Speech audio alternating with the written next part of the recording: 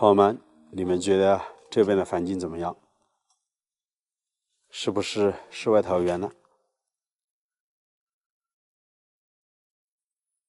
这边就是山顶上了，一大片的地，目视下有10多亩。北京的大哥正在拍视频。这边很多板栗树，那边还有些梨树，还有桐油树，很宽啊，这个位置。这边的海拔800多米，到夏天的时候很凉快的。那边是一片山体，房子就建在下方。这些桐油也没人收了。山里面一下雨，云雾缭绕的，感觉就像仙境一般。以前是水路，桐油之乡嘛。对，是花园。以前是水路，就卖桐油，到东平湖养活的一些。对。那接下来我们走进房子去看一下。这是桐油啊，要大出来的桐油，当初那个漆啊，刷上去很好，含量。木房子都用桐油刷的，它防虫嘛。又防虫，然后又亮。朋友们好，这里是康居北苑，欢迎大家来到美丽的湘西。今天石头又来大山里面，带大家看一些闲置的老房子了。今天是带一位北京的大哥来到这边看房的。之前我发过这个视频，大哥看起了，想把这栋房子租下来20年。这栋房子距离县城25公里，距离附近乡镇集市20公里，交通也是挺便利的。但是这边进入房子的马路现在是没有硬化，宽约3米左右，轿车进来是有难度的。SUV 和面包车来到这边都比较好。房子就在尽头的前方。刚刚我们走上山顶去看了那边的土地，挺宽的。看周边一大片的竹林，都是楠竹。尽头前方是一棵柿子树。目视下，这棵树啊，树龄已经很长了。山顶上的植被很丰富，这边是著名的白云山。这边有一处观景台，底下就是悬崖峭壁了。这栋房子通水通电，而且喝的都是山泉水，车子几乎也可以开到院子。进入院子之前有一道山门，自然形成的，我手指给大家看一下，就在那个位置，宽约2米左右的一道山门，两边的山高约15接近20米左右。这是一栋独门独栋的房子。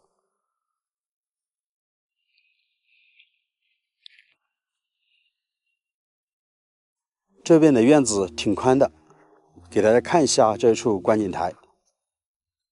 今天是下了雨，云雾缭绕。其实不远处零零散散有些住户，现在是看不到了。底下是一些土地，种的有些玉米之类的。不下雨的话，这边的视野是非常好的，一眼看过去都是1-2千米。这栋房子好多年没人住，屋顶上很多地方瓦片都已经坍塌了。改造的空间是很大的。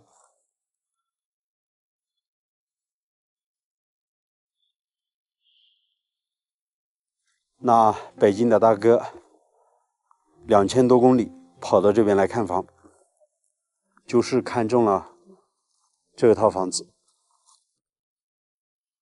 这边是厨房，上面屋顶的位置很多地方坍塌了。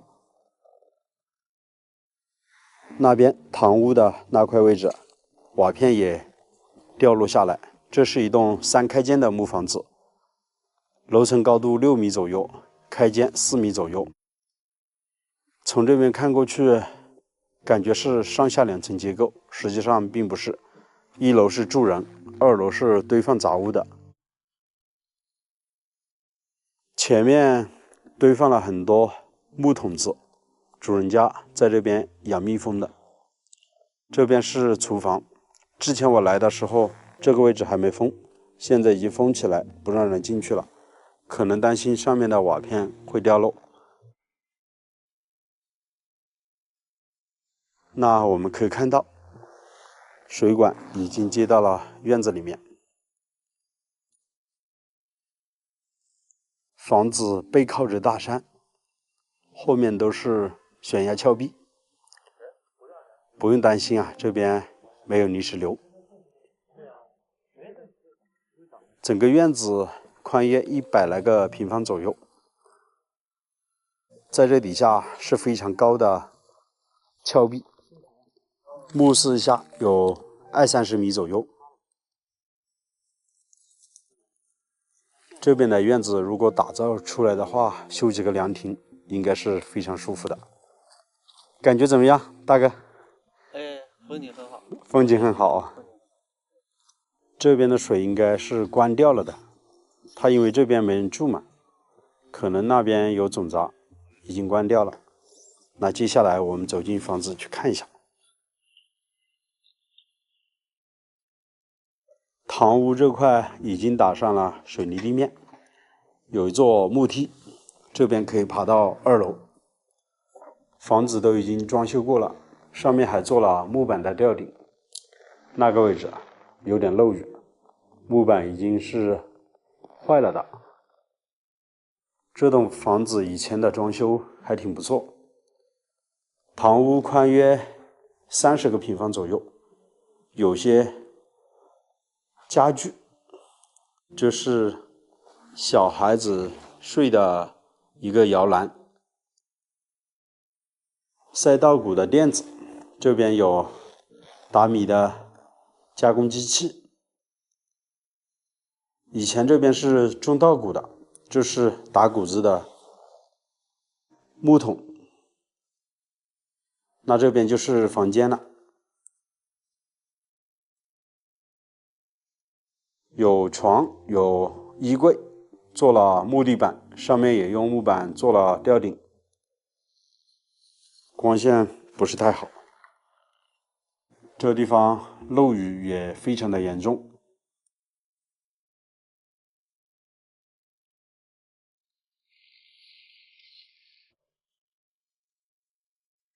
这边还有个房间，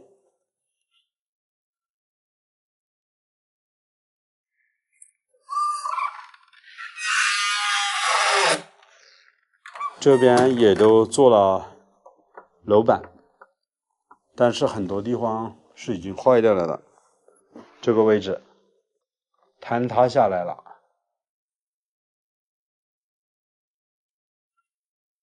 这些都是实木的衣柜。以前这家人住在这边，犹如世外桃源，与外界几乎像隔绝了一样的。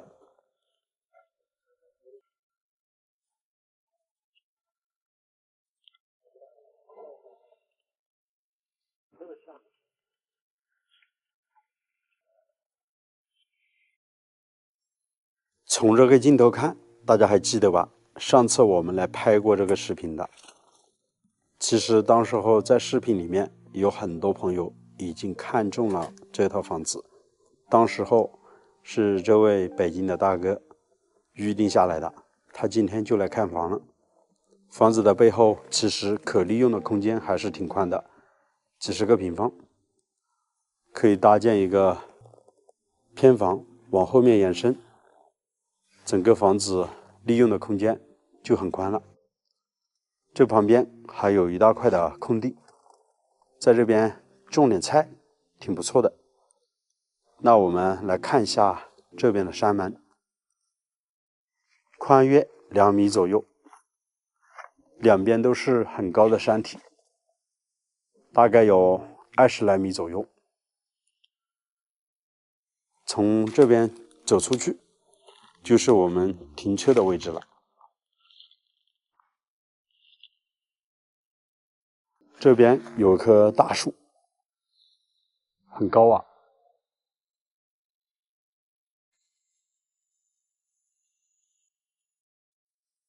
大山深处有人家。这栋房子建造时间没多久，可能也就30来年左右。上面的木头还比较崭新。房子进深6米左右，上面盖的是青瓦。最喜欢的就是这栋房子的院子，地势高，视野好，一眼可以看得很远。好了，朋友们，你们觉得这边的环境怎么样？我是石头，喜欢请关注康居别院，我们下期的视频再见，拜拜。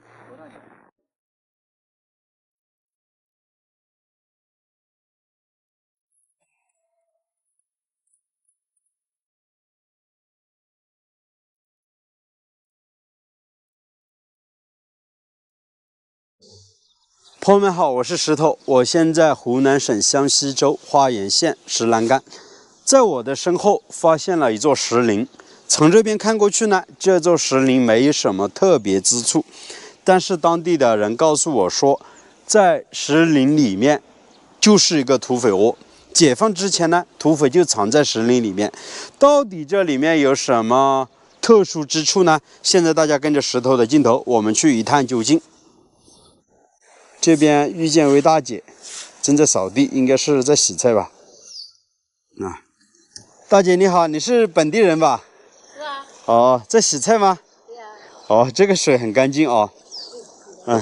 这个水是从山里面流的吧？这里就那个水井呢。哦，这个位置就是水井啊。哦，那你们现在用那个砖给封了，盖着那个。对。哦。我们就吃这个水。把它盖了啊，这样子比较干净一些。你们吃的也是这个水吗？吃的也是这个。哦，这个地方现在是一个景区还是什么的？景区。景区啊，应该没收费的吧？没有收费的哦。那平时的游客多不多？多啊，它礼拜六、礼拜天还是很多人的。哦，周末的时候游客就比较多。对。哦，这个石林大概在这里有多少年了？这个也搞不清楚。也搞不清楚了哦。这个我也搞不清楚。那以前你们小的时候，这个石林就是这个样子的。就是这个样子。哦，现在我看修了一条小马路，可以走进去哦。它那里面可以坐了一载人呐，那里面有个洞。哦，那里哪个位置有洞啊？那。哦，那个石头里面有一个洞是吧？可以进去吗？可以，那有条路我没逛过。哦，你有没有进去过？没进去。就在对面那个大石头里面啊？是啊。哦，那等一下我过去看一看。平时你们这边都种稻田吧？种稻田哦。哎，那我想问一下你，像这些山里面以前有没有土匪啊？在解放前？他们说有啊，有土匪啊。有土匪哦。土匪的，他们就躲到那个洞里面了。哦，以前抓土匪，土匪就躲在山洞里面。哦，那我们待会儿去看一看啊。好，谢谢你啊。大姐告诉我说，前面那个石林里面有个山洞，据说啊，当年土匪就藏在山洞里面。我们现在走过去看一看。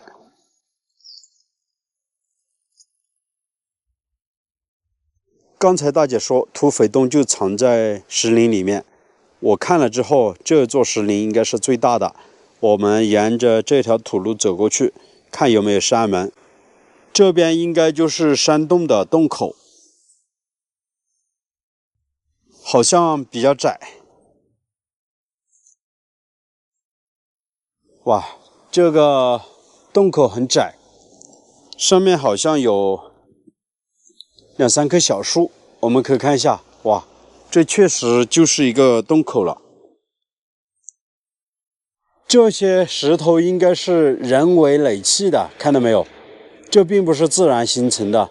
这里有一个小小的山门，从这边可以进入啊。其实我一个人旅行拍视频挺不容易的，像这样的地方，如果有个人帮我拿着相机拍摄的话，可能会更直观一些。我只能把那个相机放在你们所看的那个位置啊，就离我比较远，从这边给大家感受一下这个山洞的洞门吧。我们看一下，你看还没有我的高度那么高。如果我再走上去的话，可能碰到头了。所以说要进入这个山洞啊，要必须低着头。这边呢，好像是人为修建的一条小道吧，其实并不是的，这是两个山体自然形成的一座门呐。应该这上面的石头呢，就是土匪啊搭建的。其实我站在底下，我是非常怕的。这些石头如果不牢固的话，一压下来我就没了，你们就看不到我了。现在我们走进去，给大家看一下。哇，这个门很小很小的。如果这边装上一道门，或者一两个土匪正守在这个位置的话，那根本上是非常难攻进来的。我们看一下，是不是？我现在拿着相机，我们走到里面去看一看。嘿，嘿，现在我们就走到山洞里面去看一看。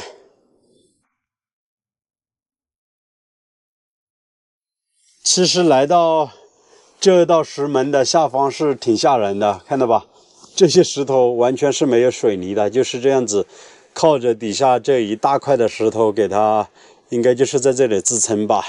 如果掉下来的话，这一块我就太危险，就没了。不说了，我们要进去。你看，这个是人为故意填的，把这个位置给填高，可能就是把这道门啊更加缩小一些，把它小一些，是吧？你看这底下填了很厚的一层石头呢。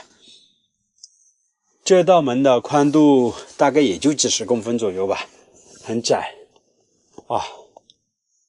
抬起头，我们来往天上看一下，看，这是就像一座天坑一样的。走到这个位置啊，我们再回过头来看看这道山门吧。你看，是不是人为建造的一道山门啊？都是拿着大石头，底下就是一整块的石头给在这里支撑，上面呢就码上一大层的石头作为一个山门。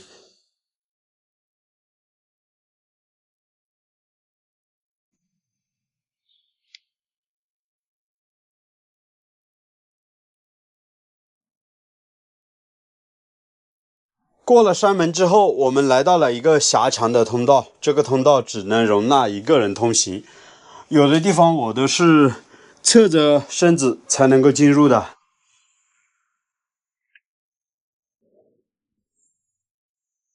这边真的不好走啊，很窄很窄，感觉这个狭长的通道应该是大概也就10米左右吧，没多长。这边我们应该就走出来了。哇，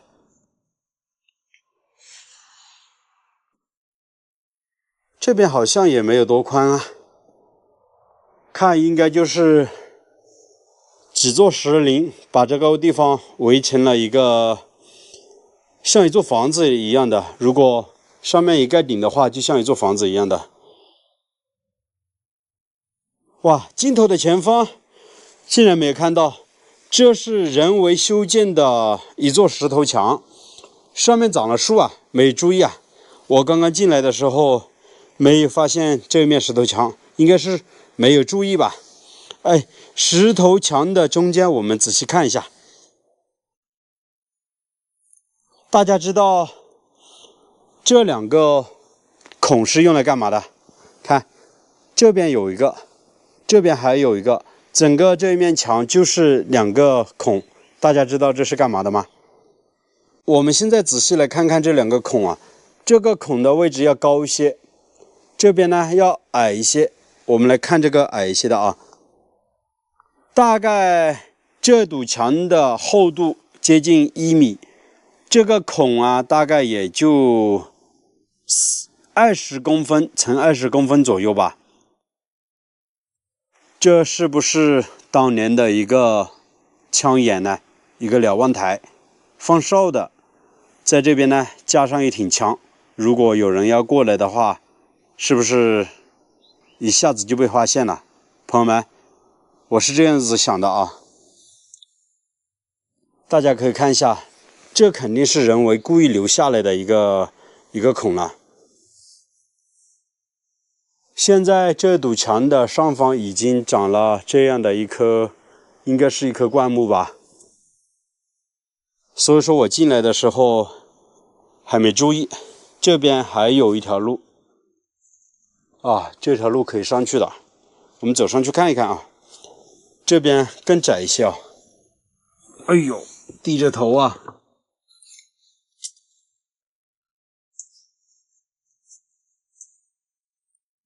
哎，这边好像一道窗户一样的。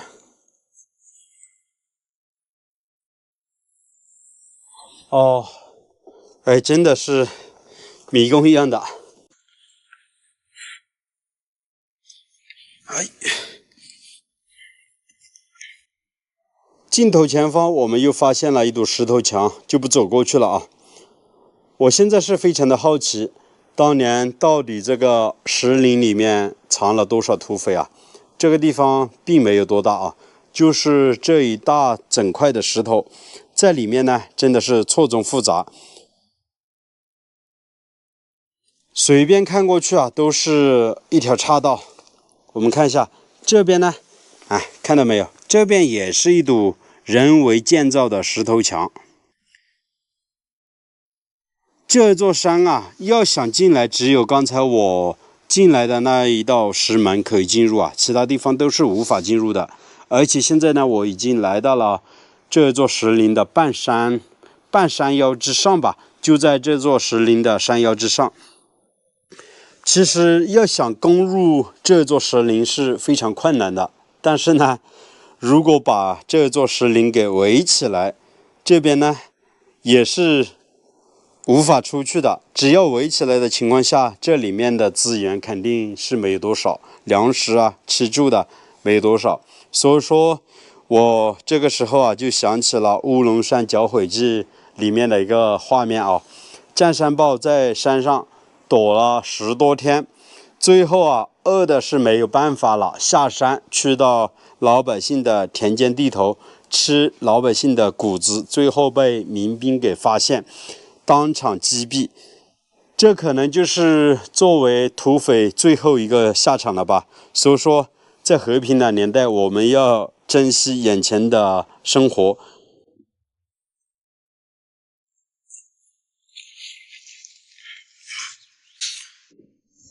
其实今天来到这个位置啊，挺危险的，很不容易啊。现在几乎已经来到了这座石林的顶部了，这个位置也是非常高的。哎呦，转个镜头给大家看一下啊。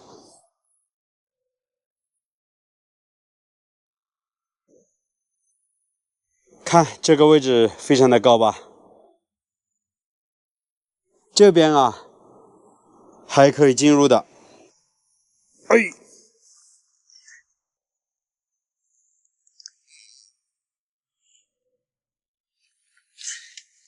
哎呦，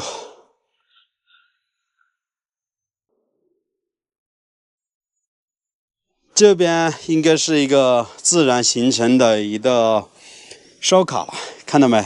一个孔啊。刚才我们应该就是从那边走过来的。啊，特别的凉爽，这个风很大。哎呦，这边很高啊，我就不过去喽。哎，这底下就是稻田啊。哎呦，很高，不过去了，挺吓人的。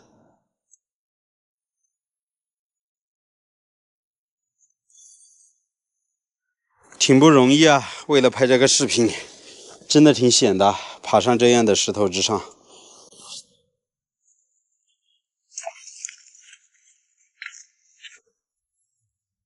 朋友们，其实拍这个视频我感觉挺不容易的，爬上爬下的，一不小心扭的脚，或者从山上掉下来，真的挺危险的。